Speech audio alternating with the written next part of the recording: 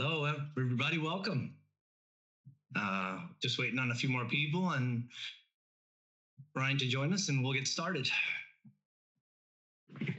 I'm here, buddy.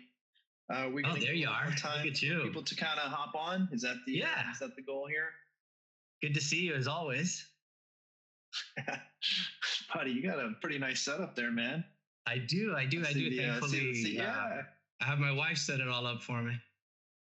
That's pretty awesome, man. You got a lit up sign back there and everything? I do. That's awesome. I hope these guys get a good kick out of this today, girls. No, this is cool. This is super cool. Thank you. Thank you so much for doing this. It's my first one, so I'm a little nervous, but you know. It's okay, man. It's all right. It's all right. If I was there, we'd spin it a little bit. It'd be just picture that. It's okay. Oh yeah. Very calming. Very calming. Oh yeah. You know, we've been in all these disasters, all these different sites and all these different things. And these are the things that make me nervous. Yeah, it's like I got a buddy of mine, the same thing. He's like, dude, you know, I do all this stuff and then public speaking. I don't know. What is it about it? It's kind of, you know what though? It's the same. It's what you make of it in your mind, you know, like, yes, same stress pathway, same everything. It just, this one feels a little awkward and the other one feels, you know, like, let's go do this. You know, sometimes you just got to cross the streams. Tell you what, Absolutely. You want to shift a little bit to your left. Let's see more. Yeah. There you go. No, you won't miss me much. You get my good side. Nice. Yeah, exactly. Does that mean I got to turn around? No, I need, my mom said I had a face for TV, for radio. For radio, yeah, exactly. Yeah, you and me both. So, and let's see. So far, we got a few good people on there. Yeah, a couple of people hopping on here. It's good. It's good. Can everybody hear us okay? You chat, just to kind of make sure that we're good to go here. Yeah.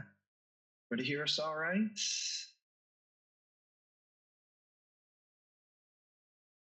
You get a feedback? Hello, or Ray? See Yanni? See the man, the myth, the legend, Joe Hernandez. Yes. Nice. They'll be loading on as they come.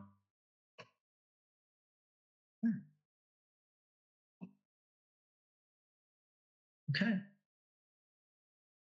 A few people joining in as we speak, so that's good.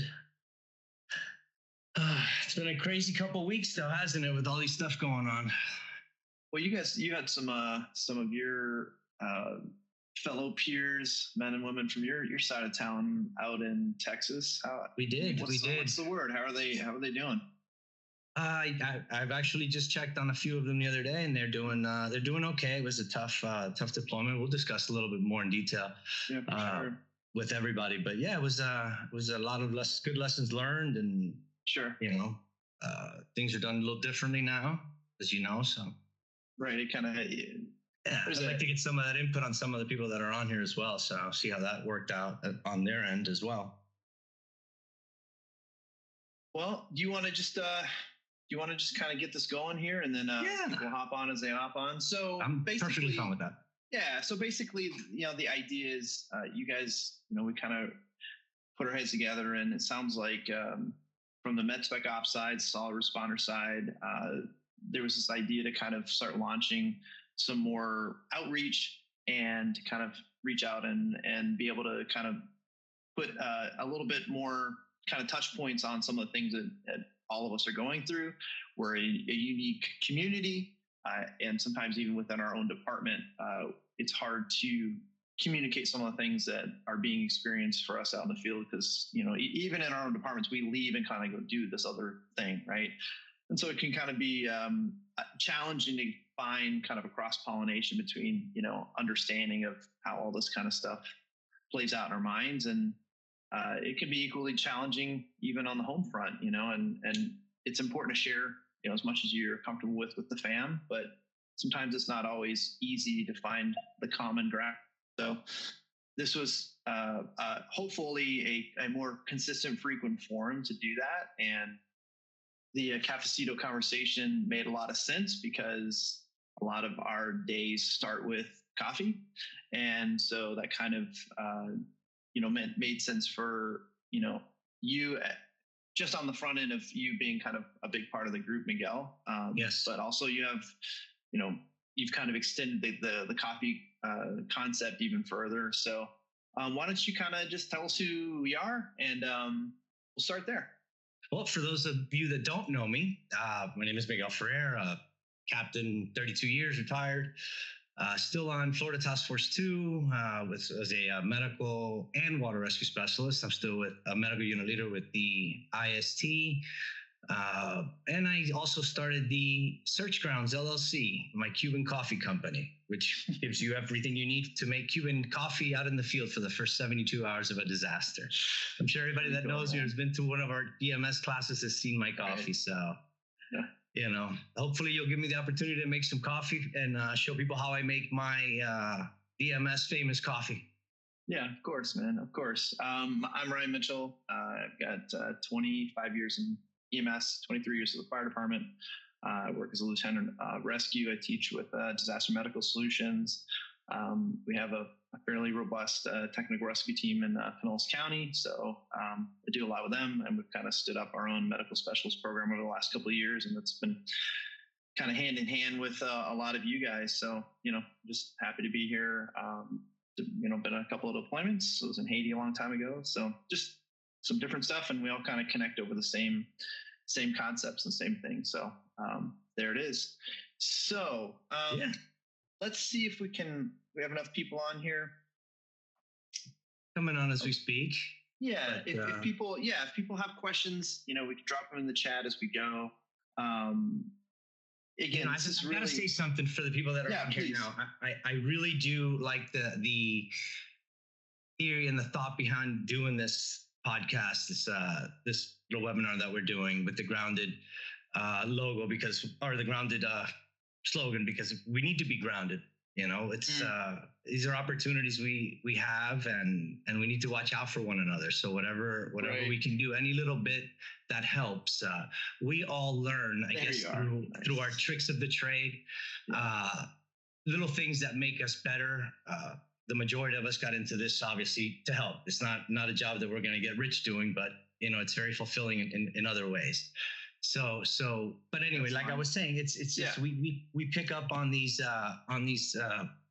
little tricks that help us be better at our jobs, right? And I think when it comes to communication, and like as you stated earlier when you were first talking, we may not be able to share everything with our so-called loved ones. We just don't feel comfortable maybe sharing everything that we see in a deployment with our fire department buddies or that group. But we all have that connection in the USAR world where we understand a lot of the stuff. If you try to explain to somebody the stuff that you saw, first of all, it sounds 99% of the times made up. It's hard to believe the stuff that we're privy to, that we see firsthand.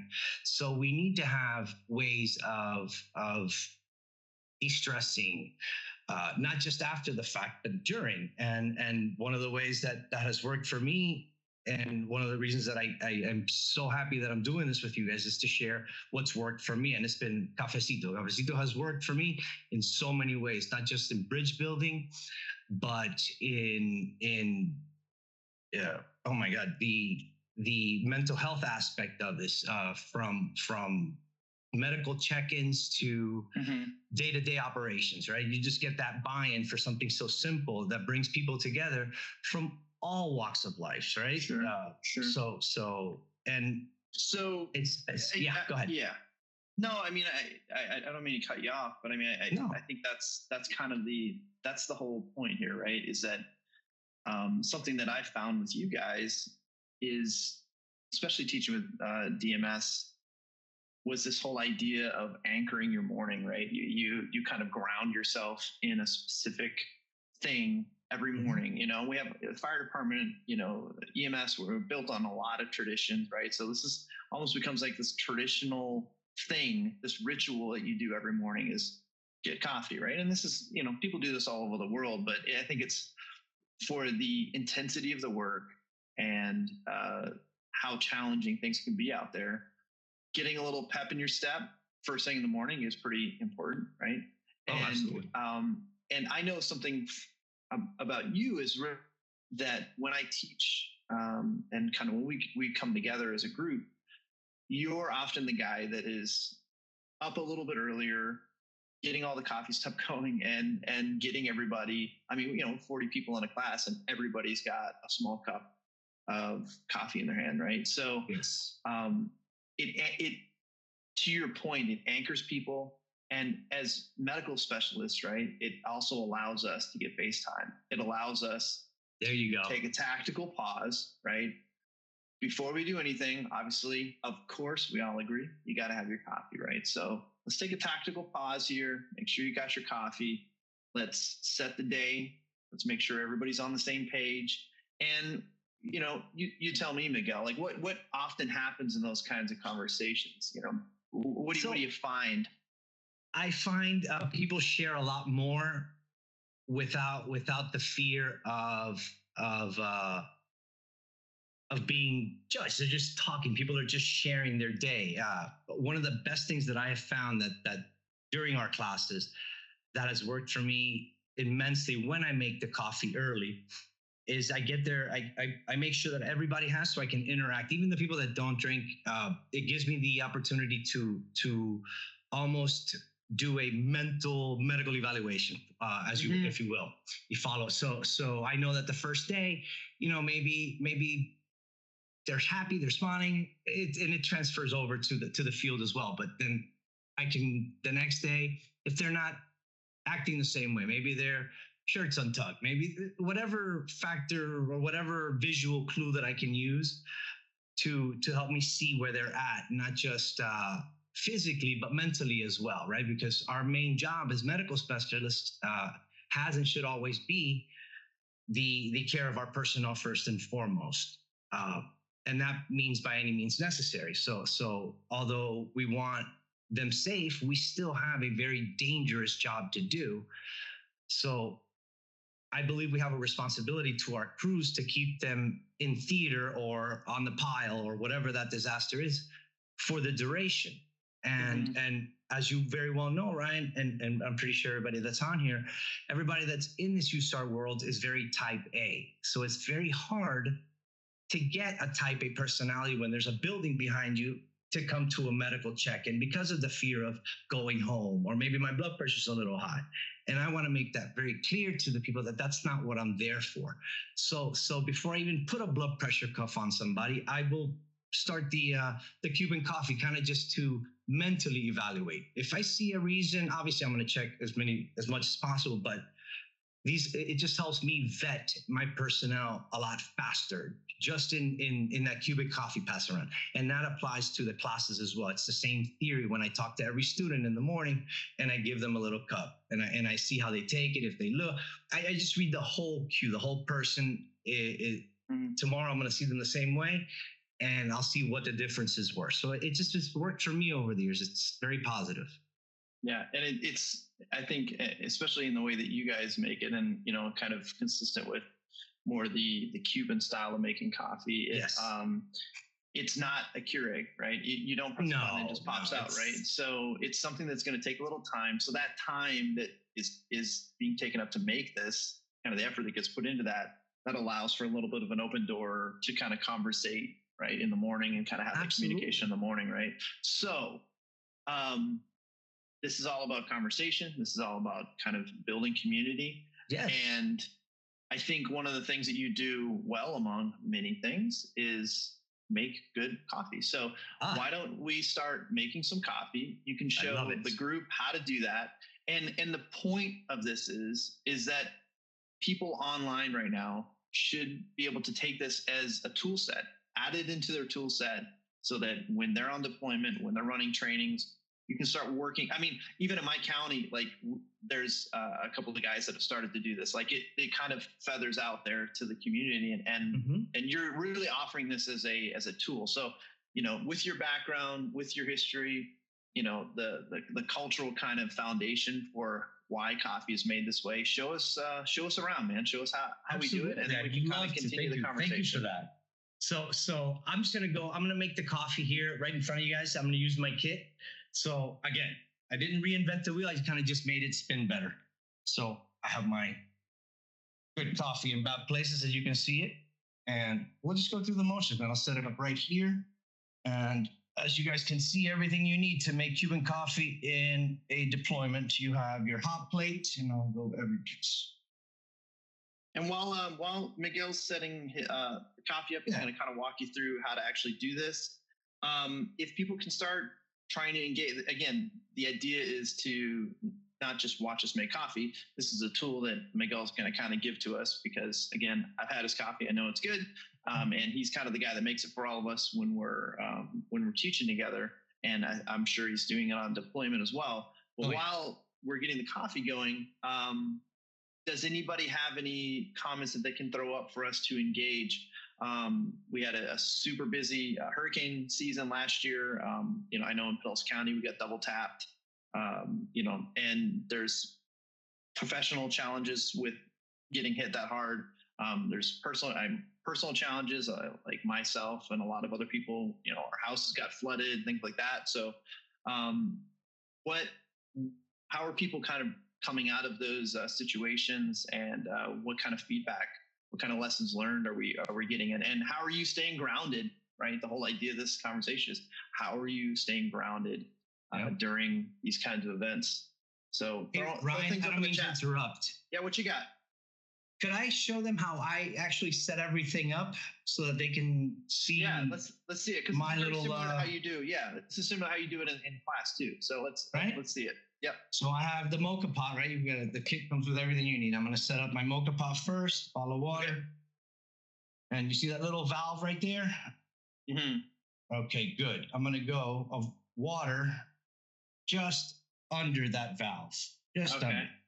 Okay. So that's your measurement. I have everything I need to make it here, so I'm going to set it up so you guys can see. Everything you need for the first 72 hours. And a couple little tricks that I found with the kit itself that makes it easier for us. Yeah. And stuff that we can use out in the field. And I'll show you as I'm making this. Obviously, we're in a very controlled environment, so that's pretty good.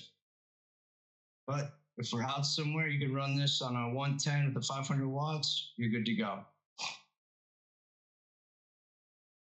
I use our coffee. I never stuff it in or pack it real down.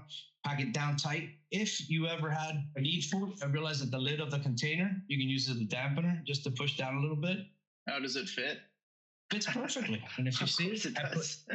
Okay, that's cool. Right? Yeah, so that's cool. Not stuffed down. I just put that right in.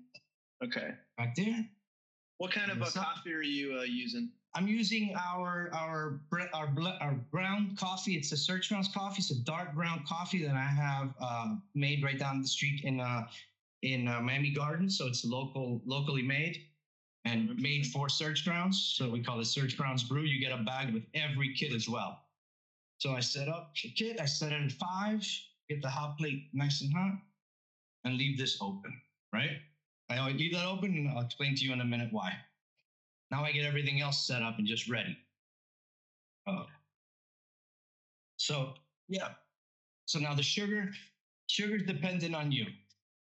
I will always start with at least 3 tablespoons using the Search Ground spoon to measure. No heaping, just 3 Search Grounds, nothing over the top. And that's it. That's where I've messed up in the past. I've made it too sweet. Yeah.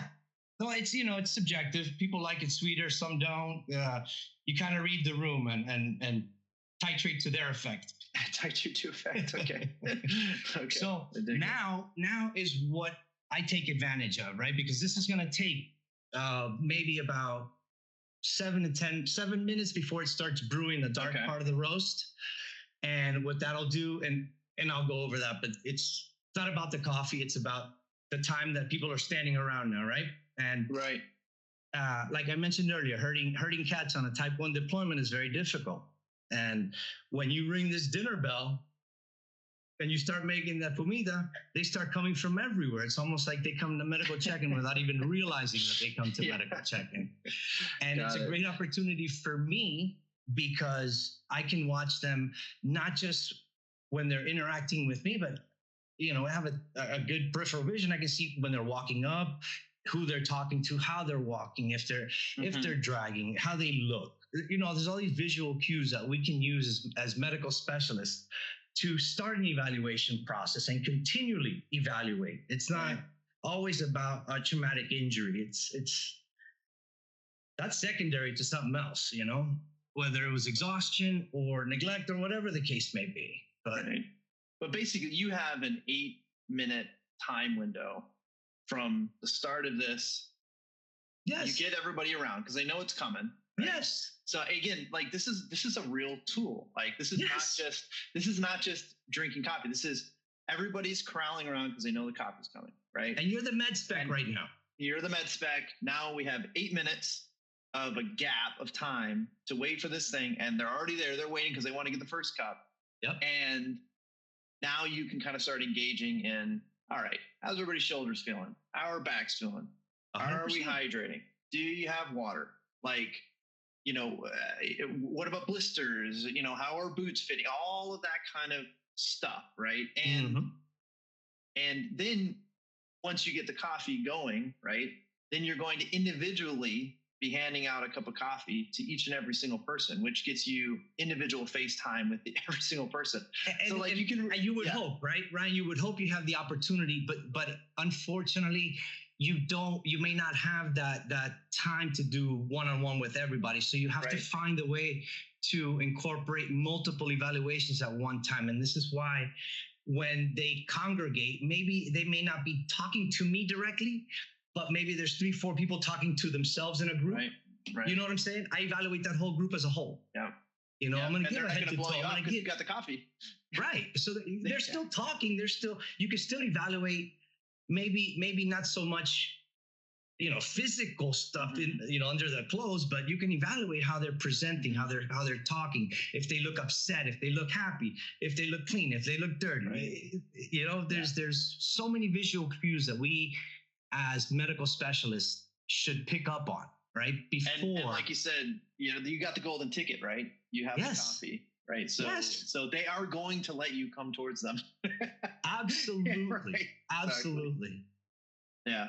One of the comments that popped up was kind of circling back to the idea that, and again, we kind of started this off saying, we are building a community conversation to, open a forum to kind of communicate with each other, because these aren't always the easiest conversations to have with, home and family or other work. But, one of the comments I think rightfully showcases that one of the things that does keep us grounded, and a lot of us, and I would consider myself this too, is family, is our home family and our work family. And, maybe, to put a little color on this, to see how this sticks with you. Again, we got our coffee brewing here, so we can have this chat, right? This is what it's for. This is what it's about. Right. So let's see if this sticks. In my eyes, right? One of the Pause for 1 second. So you guys don't know, Ryan has a brand new baby daughter. She's about a year old. I do 15 months. Yeah. So one of the things that I kind of always think about, whether I'm just on a medical call, a fire call, or a deployment of some sort, is the recognition that what I'm doing right now is the exact same thing that I would hope would happen to my family, right? And so on some level, there's a perception for me that, we're kind of paying it forward a little bit, right? Because if this happened in our home, if this happened to my house, if a medical emergency or a disaster occurs in my kind of surround, people like you, people like our community would be coming to me. And I think actually one of the things that happened during the hurricane is actually seeing at Helene and Milton last year, is seeing task forces from Pennsylvania. I saw one from LA. Wow. Walking down my neighborhood street and being able to go, wow, like they do come. Like as much as we go out to other places, they will come to us. So on some level, I think that is where part of some of the family stuff keeps me grounded, is that I know I have a high potential of being taken care of, and my family has a high potential of being taken care of. because the helpers will come, right? Yes. They will actually show up. And I couldn't believe it. Like, look at my, I'm like, wow, the other people like you and I actually come to me. Like, wow, holy moly, man. Like, and so we're doing this for family. And when we deploy, when we go out, we're doing it for somebody else's family. Yes. But we know that if it happens to our family, and I can attest to this, they'll come to us. What do you think about that? I think that's exactly how it is. It's all about that continual family, right? It's just, how do I explain this with it's a love for each other, right? This job just brings that out into you. So that expectation of doing it, or I'm sorry, just doing this job for family. It's the theory behind family, right? Because yes, right, you're going to leave your family to go help somebody else's family, knowing that if the tables were turned, that yes, 100%, there's going to be another Ryan at the other end of the country coming down here, right? To help us and leaving their family and risking everything for us. Yeah. So this USAR family in itself, just, how do I explain this, right? There's over 2 million firemen in the world, 2 million firefighters, give or take, and 0.2 of that is special operations, USAR. Right. Go figure, you know? It's a small community when you look at it from that perspective, but we all tend to know each other, and we know what personal, what we've given up, what we've put into this, what's in our core for this job, and what we are willing to give for it. And that expectation is an expected reciprocation. Right. Right. Yeah. That to me, that's kind of the way that this is kind of rooted in family. Look, so I missed this part, but I'm so sorry. It's starting to. Oh, what do you got? Yeah. So I've got the little bit of the dark part, which is what you want to go for first. I don't know if you can see there. Hold it up a little bit more. Yeah. Okay. Right. That's what you want to go for first. You're going to close the lid. Chocolatey dark. Okay. Yeah. That's the darkest part, right? You get your spoon and you're going to pour, I'd say about a little more than a tablespoon, but you want to titrate. Don't over pour. I kind of just. Can you, tip that up. Yeah. What kind of consistency are you thinking? Like kind of like a wet sand? Like what? No, it's going to look at the end. It's going to start looking like a peanut butter almost, right? Okay. And I'm going to put this back on the boiler. I know it's going to take a few. Can you tip that up to the camera? Because this is where I kind of think I'm sometimes mess this up. Hold on. Let me see. Can you see me now? Hold on. No, hold on. Let's see. Hold on. I got to start stirring here. It's spotlighting me, man. There we go. Okay. Yeah. Okay. Sorry. Cool. So we're stirring a little bit here. And making the what's called the espumita. It's going to start looking like peanut butter almost, right? So that's why I use the little spoon, the small spoon, to aerate a little bit. Now I need to add a little bit more, kind of like a little titrating of coffee, but a little bit. I've been doing this so long, I know exactly how much I got to pour. Okay. So then I just keep stirring, as you can see. I don't know if you can see that in there yet. Somewhat. Mm-hmm. I'm going to make that. You don't need a lot of pressure on the spoon. Just, it's going to aerate itself. And I'll show you now. Just about now, I'm going to lower the heat on the burner down. I'm just going to lower it to about 1 or 2, just because. Would you have it on initially? So I'll show you guys now what it's going to look like. Let me know if you can see this, Ryan. Yeah, almost looks like a caramel, like peanut butter. Yeah, like a little peanut buttery, and that's what you want, right? That's the flavor right there. Can you hold a spoon of that up, just so we can see it? Hold on 1 sec. It'll clip back to you. What's that now? Oh, just spoon. Can you just like spoon a little bit of that up, just so we can see it outside of the container? Okay. Hold on. It'll switch over now. So I got to start pouring now. See, coffee's done. I shut off the thing. My spoon is there, but I'm going to pour this out now. I'm going to get the spoon Always do the spoon. Don't forget the back of the spoon as well. It's got some sugar in the back. But it's basically my little skull spoon, if you can see. I don't know if you can see that there. Used to aerate a little bit more. It's got the Search Mouse logo on the top. So now I'll pour the rest of the coffee in. Oh, I poured it in, made it all. Typically, there's a little bit that kind of pours out, but this did it all at one shot all the time. So I poured it all in, and I'll show you guys what it's going to look like now.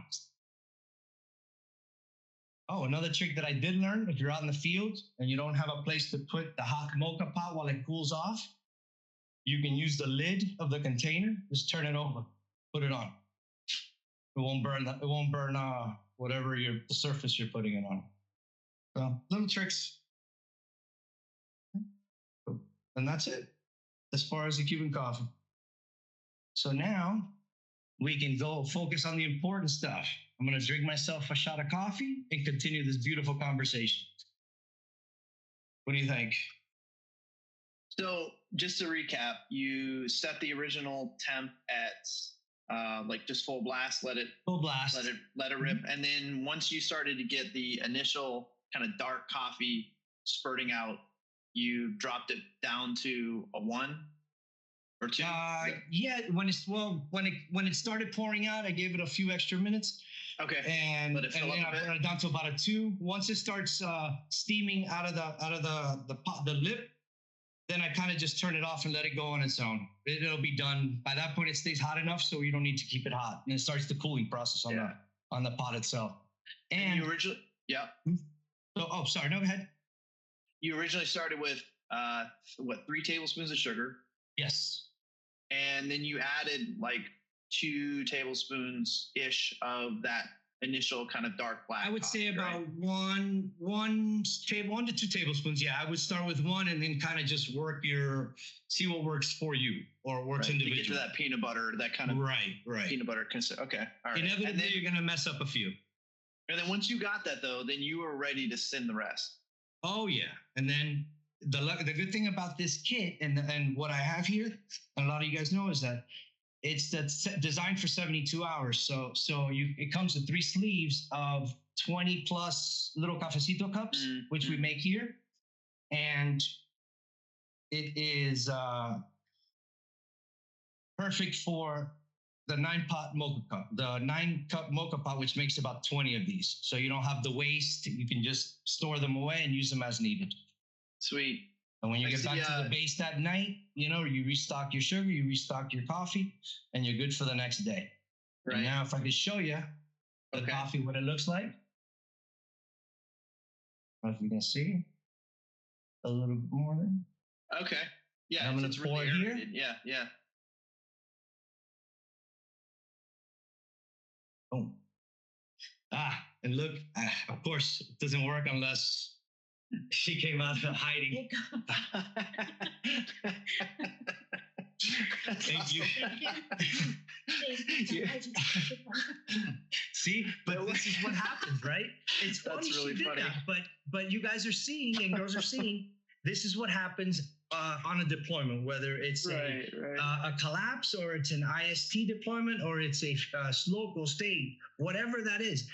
It's almost like ringing a dinner bell. The smells attracts, right? That's great. And it's a conversation starter in itself, right? Right. So if you don't mind, she took mine, so. Yeah. We got a couple of people on too. John Wright, he does some comms, prior military. He's on with you. John. Yeah. And thank you so much for being here, John. Yeah, so he knows the coffee drill for sure. Oh yeah, that's good. Joe's got some. Joe's also a Cafecito connoisseur. What have you got, Joe? Like, you got any other tips to add to this? I did want to talk about one thing after Joe. Yeah. Oh, what do you got in the meantime, Miguel?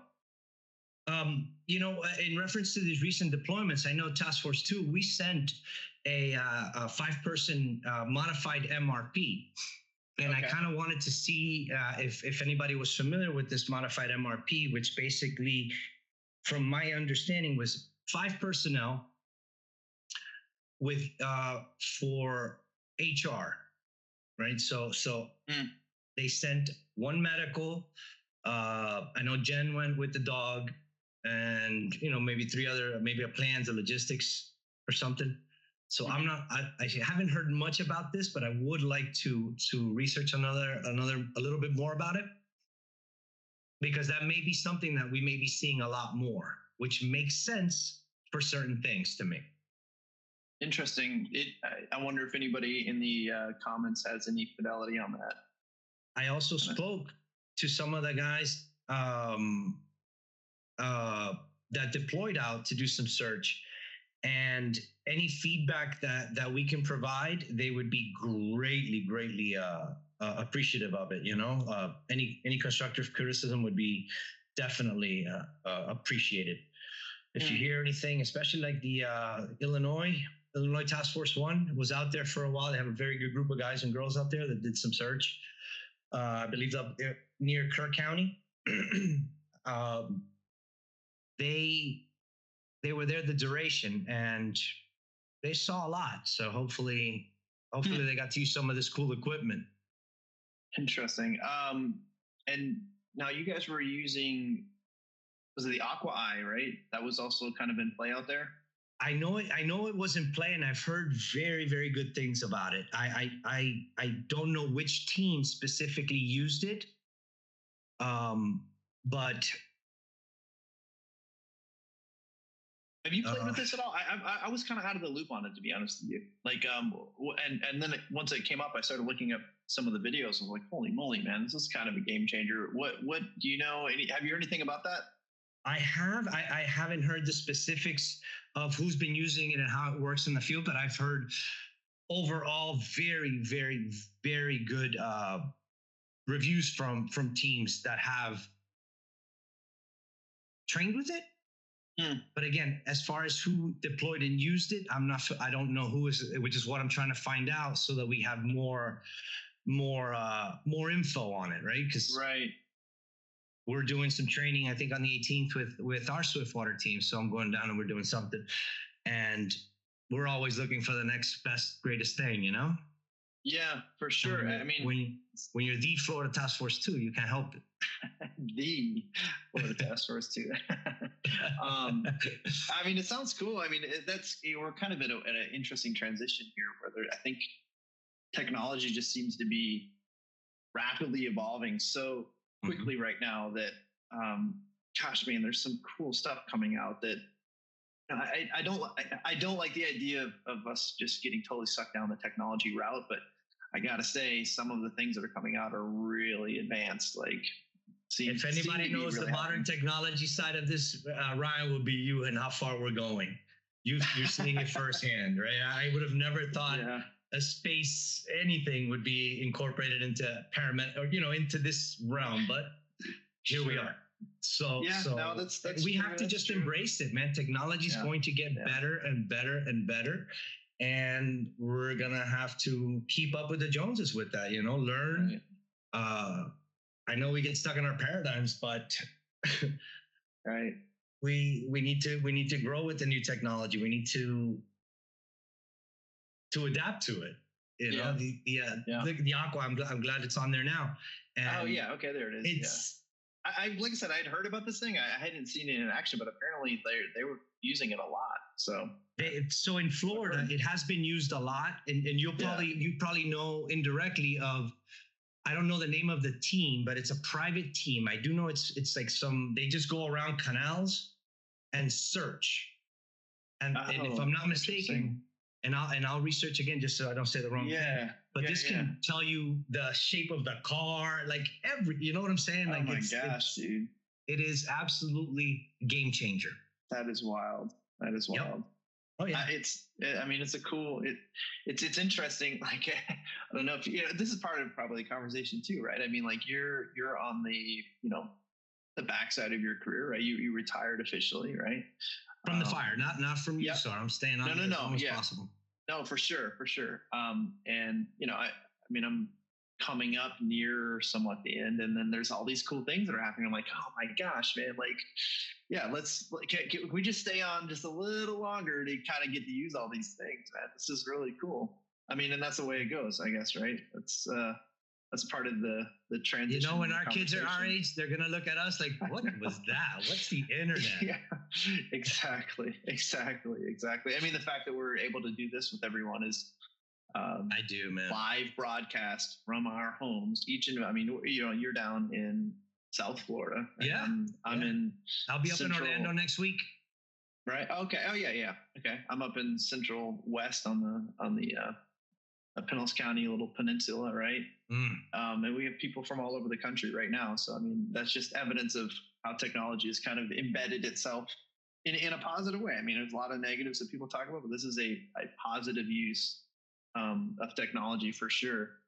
Have you heard anything from, and again, we'll see if anybody pops up in the chat here, any lessons learned, any information coming back from some of the teams that were in Texas? I mean, because again, I think, you know, one of the things that what I've heard mainly right now thing recently, yeah, is the delay in response. That was the biggest gripe that people were having is right. Not being sent sooner. The rest of the complaints are going to be within their own jurisdiction and notifications and alerts and right. That kind of stuff. That's sure. local issues that they're going to have to deal with, probably on a federal level. But yeah, they're going to have to answer for that. Why they didn't declare certain things or send certain things. But yeah, I know did that seem to be? Was that a state thing? I mean, I don't want to get into a finger pointing thing, but like, if we're going to have like an honest conversation here, it's probably reasonable to talk about it. Do we have any idea like what the delay was? Like, no. And I wasn't prepared for that topic. So I don't want to speak me neither. Turn, but I'm with you. I do know that one of the heads of FEMA resigned, which is public information. Yeah.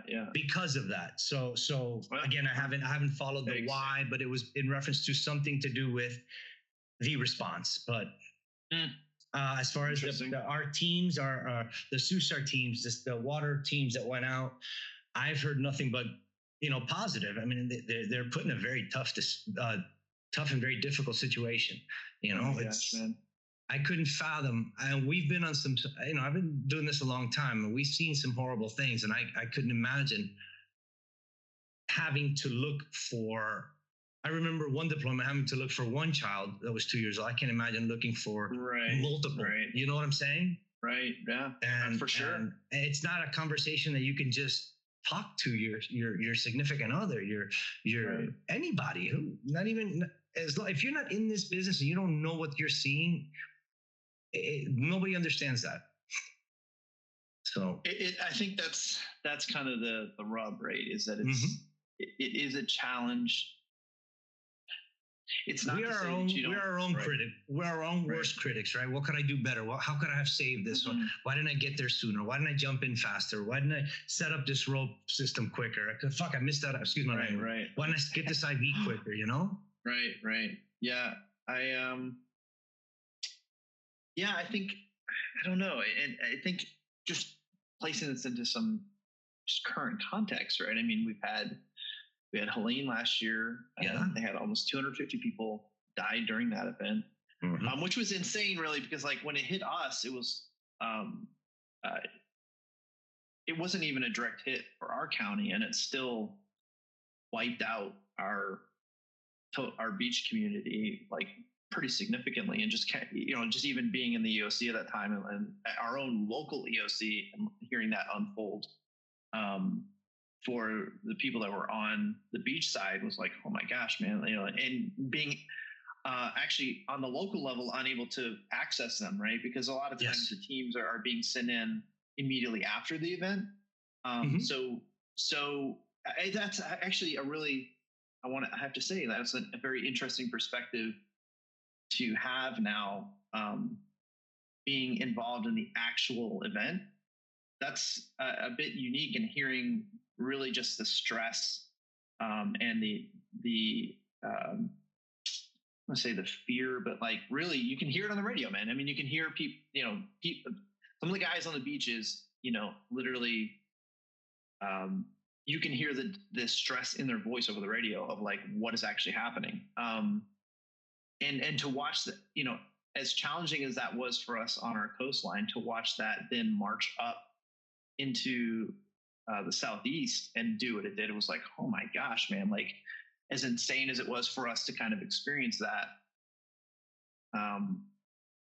watching what it did up there was even more incredibly devastating. And now we've had the second round of flooding in Texas. I think it was 135, something like that. I probably end counting death toll in Texas.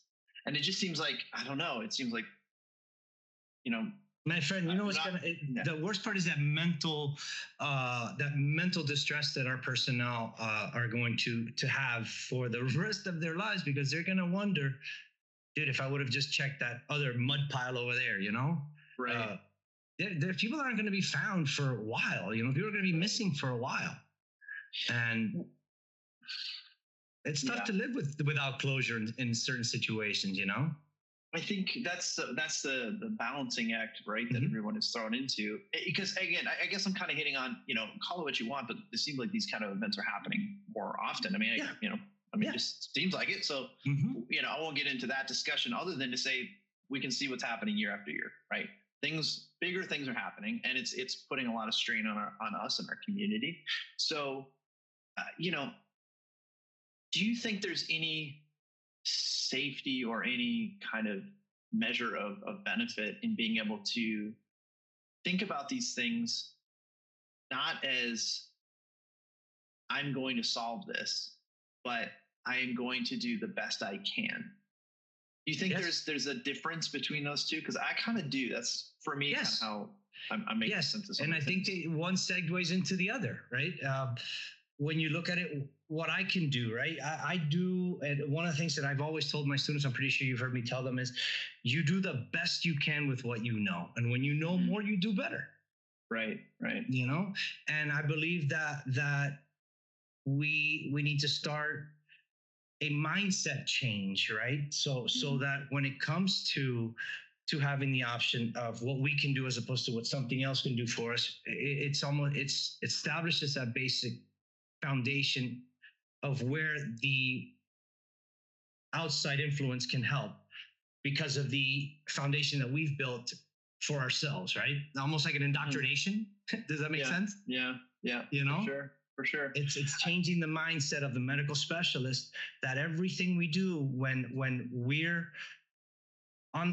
in theater is medically beneficial for our personnel, right? That can range from, I'm the med spec, I'm going to get up early, I'm going to check the surrounding area, make sure there's no ants, that these guys are going to sit and look around it, and if so, maybe there's a little ditch that they might roll an ankle at, or let me not let them walk under that tree because there's a possible widowmaker. Little things that we need to start seeing that now changes that mentality within the crews, instead of being, man, I just got to get in there, work harder. And you know what? Yes, you need to work harder, but you also need to make sure that the guy next to you drank a bottle of water, Right.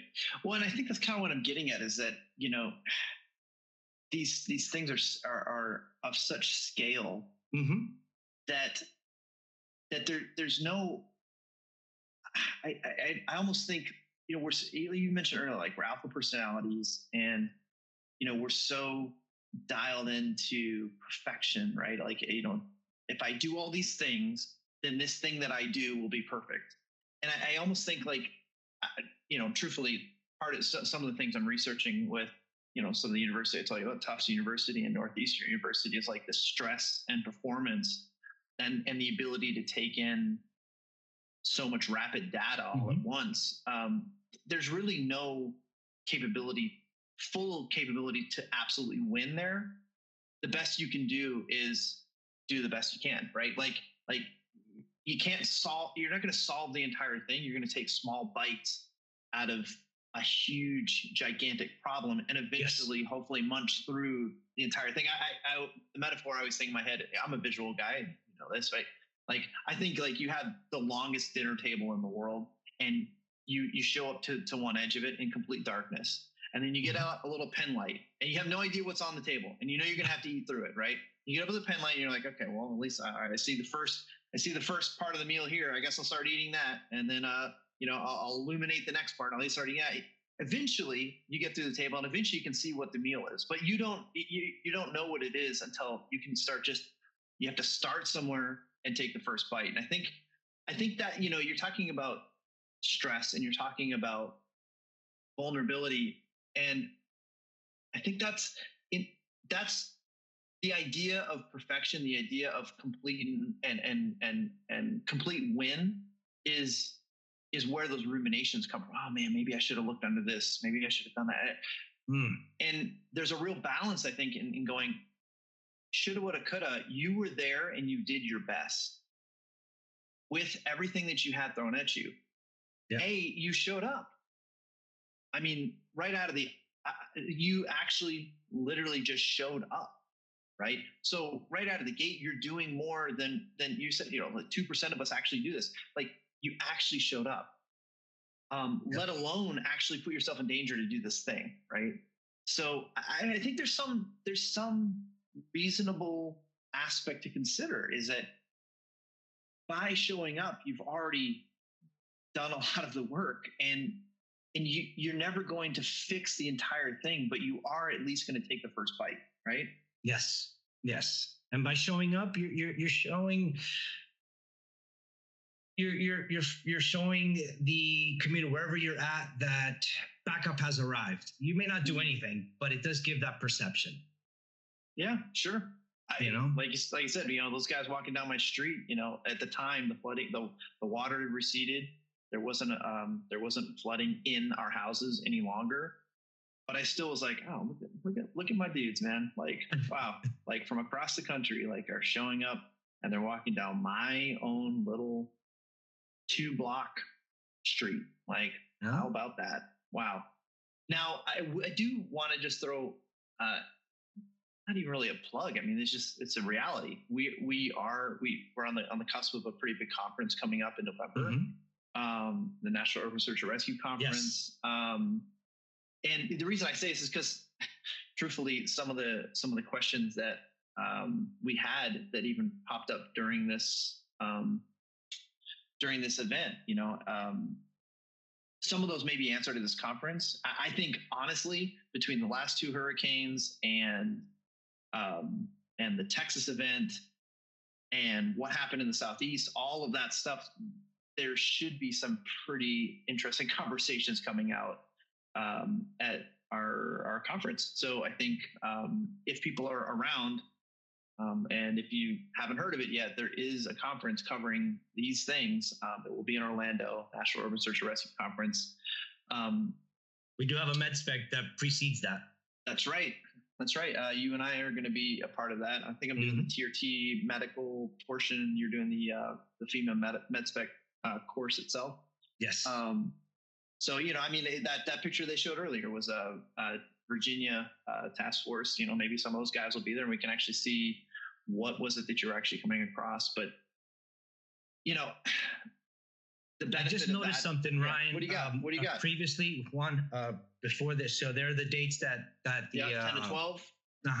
That's the convention. It's always a great time. It's preceded by the med spec as well. So it's very, very good course, and the TRT. Yeah. I did want to touch. Prior to, he had a picture of a team in the water.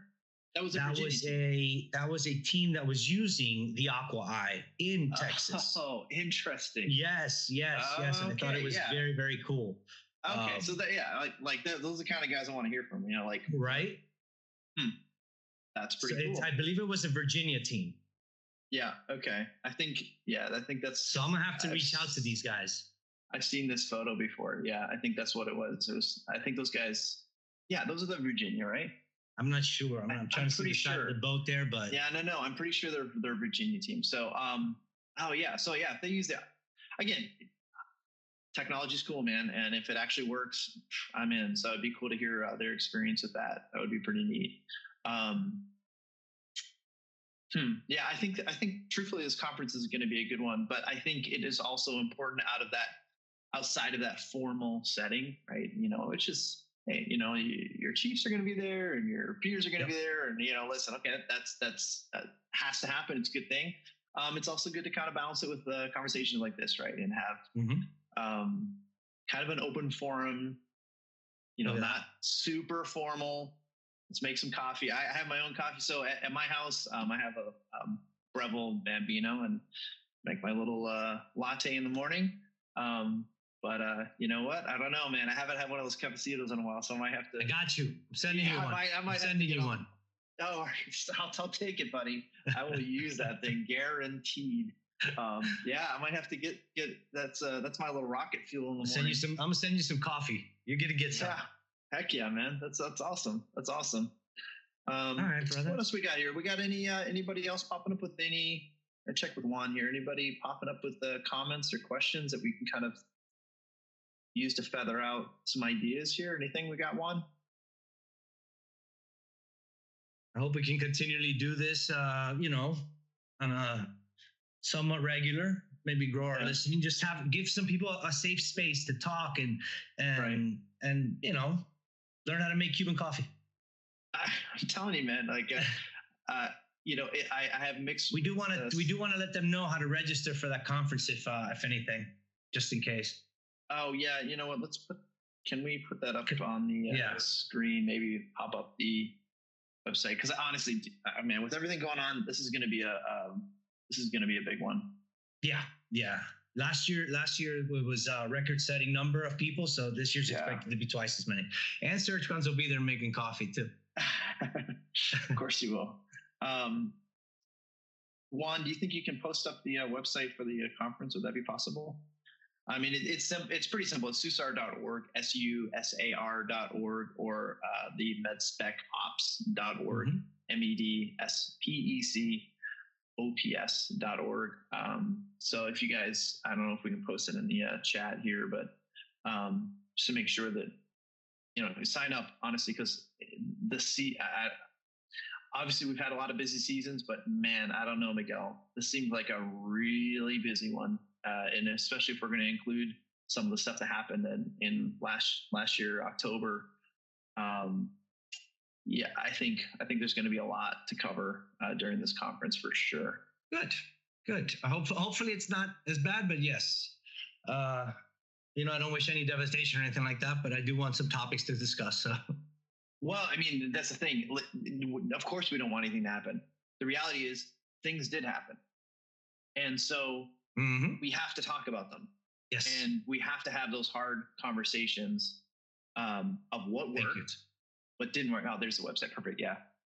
What worked, what didn't work. And, what can we do in the future to make it better? I mean, that's the only way we can grow, because these things are so complex. You can't plan for every aspect of every possibility here. And so the more data you can learn from everyone. Exactly. You got to get more data, right? So that's what we need to focus on too, is the learning curve that we can bring through these meetings and stuff like that, right?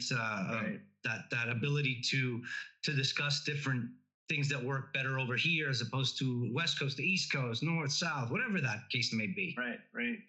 Everybody brings something to this game that makes us all special. And the one thing is heart, that's for sure.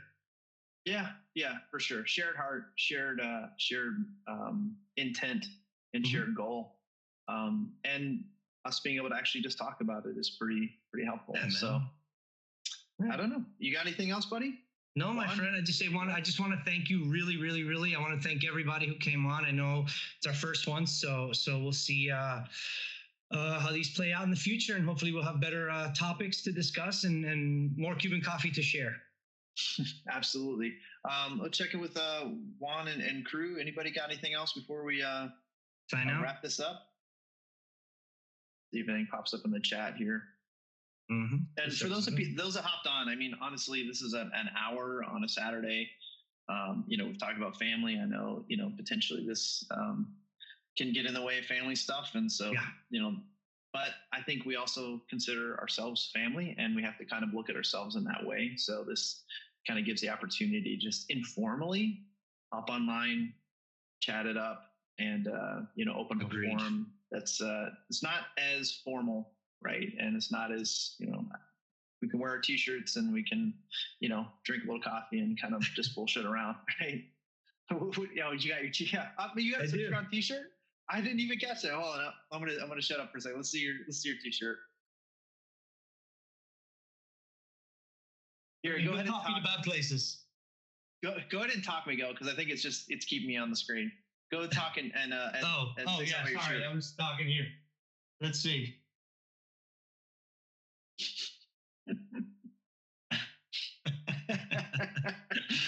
All right, I didn't know you were such a good model, man. Yeah, that's pretty good. You might have a Thanks for radio light here. Yeah. All right, my brother. How do we become guests from? Okay, so. Okay. Do we have? So this is just FYI for anybody that might have missed the beginning portion of this.